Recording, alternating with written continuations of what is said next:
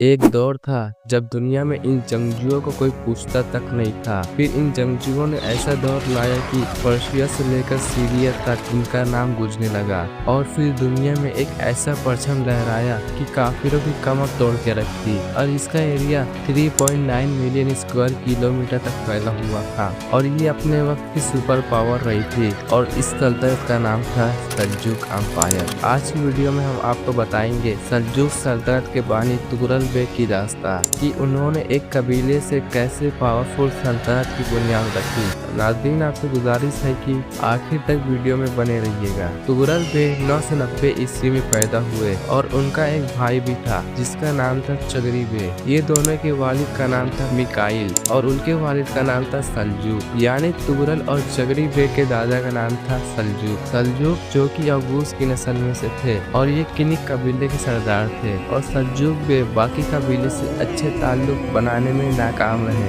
जिसके चलते सल्जूक बेग उस इलाके को छोड़ दिए और आज के दौर में कजाकिस्तान में आ गए थे और उन्होंने इस्लाम कबूल कर लिया। थोड़ा आगे चले तो इनके पोते तुगरल और चगरी बेग के दौर में ये दोनों जवान भाई अपने कबीले की रिहाइश के लिए सुल्तान के पास गए, लेकिन सुल्तान ने जमीन देने से इनकार कर दिया। फिर तुगरल बेग ने अपनी खुद की सल्तनत बनाने की सोची, अपने इर्द गिर्द कबीले को इकट्ठा किया और अपने आसपास के इलाके को पता करने लगे।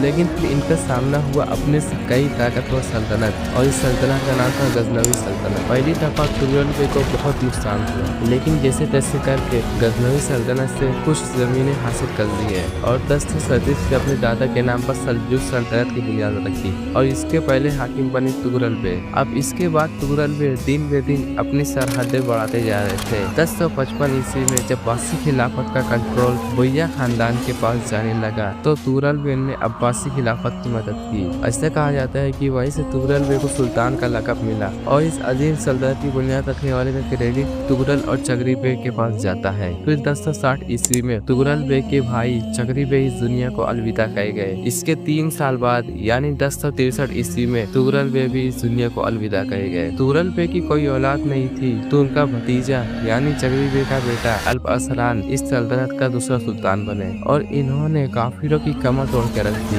मशहूर जंग है बैटल ऑफ मंजीकट। इस जंग के बाद मुसलमान अनातोलिया में दाखिल हो गए और आज तक ये इलाका दोबारा कभी काफिरों के हाथ में नहीं गया।